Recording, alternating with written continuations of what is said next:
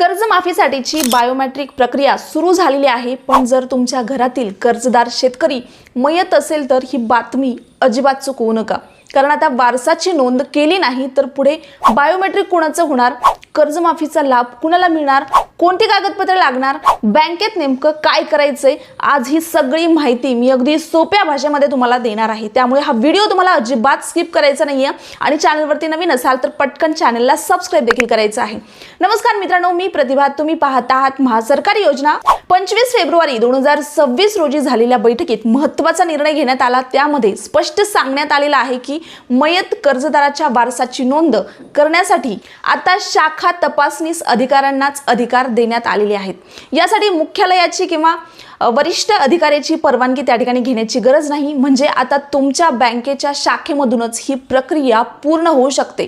कोणाला ही प्रक्रिया पूर्ण करावी लागेल? जर तुमच्या घरातील कर्जदार शेतकरी मयत असेल, त्या शेतकऱ्याचं कर्ज या योजनेत पात्र असेल आणि कर्जमाफीचा लाभ वारसाला मिळवायचा असेल तर ही प्रक्रिया करावी लागेल। आता काय करायचे तर सर्वप्रथम संबंधित बँकेत किंवा सोसायटीमध्ये जाऊन तुम्हाला मयत कर्जदाराच्या वारसाची नोंद करण्यासाठी अर्ज द्यायचा आहे। बँक त्या अर्जाची पडताळणी करेल आणि त्यानंतर वारसाचं नाव योजनेमध्ये समाविष्ट करण्याची प्रक्रिया सुरू करेल। आता कोणती कागदपत्रे लागणार हा सर्वात महत्त्वाचा भाग आहे, कारण कागदपत्र पूर्ण नसतील तर प्रक्रिया पूर्ण होणार नाही। त्यामुळे नीट ऐका, वारसाचा अर्ज, बँकेने दिलेल्या नमुन्यातील अर्ज भरावा लागणार आहे, संस्थेचा ठराव, संबंधित संस्थेचा किंवा सोसायटीचा ठराव जोडावा लागेल, मृत्यूचा दाखला, ते जे मयत कर्जदार आहेत त्यांच्या मृत्यूचा दाखला आवश्यक आहे। हा दाखला तुम्हाला ग्रामपंचायत, नगरपालिका, महानगरपालिका किंवा शासकीय वैद्यकीय अधिकाऱ्यांनी दिलेला असलेला जो दाखला आहे तो तुम्हाला तिथं लागणार आहे। यानंतर तुम्हाला वारस किंवा कुटुंब प्रमाणपत्र, हे प्रमाणपत्र ग्रामसेवक, सरपंच, तहसीलदार, नगरसेवक, विशेष कार्यकारी दंडाधिकारी किंवा सक्षम अधिकाऱ्यानं दिलेलं असावं।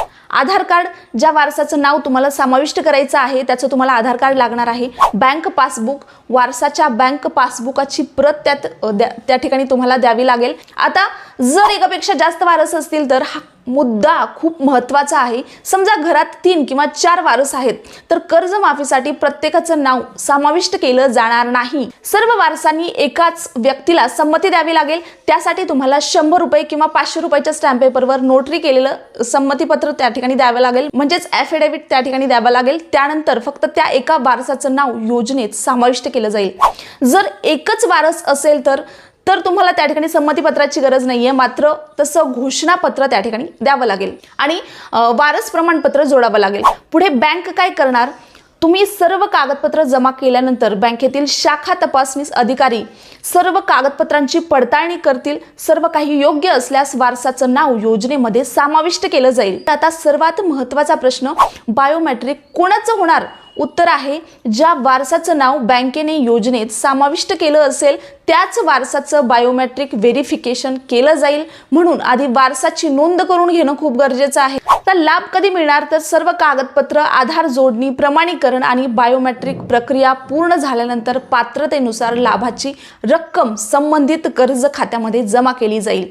संयुक्त कर्ज खाते असेल तर, जर कर्ज संयुक्त नावावर असेल तर प्रत्येक कर्जदाराचा किंवा संबंधित वारसाचा हिस्सा बँक तिच्या प्रचलित नियमांनुसार निश्चित करेल।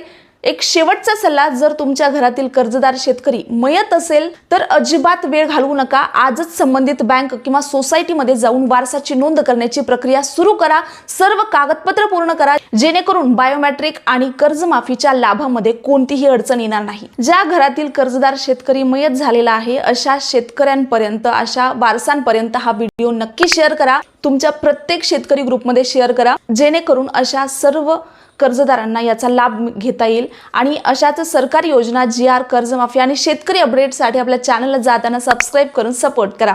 आणि तुमचे काही प्रश्न असतील तर ते कमेंटमध्ये नक्की कळवा, त्यावरती देखील मी व्हिडिओ बनवण्याचा प्रयत्न करेल। धन्यवाद।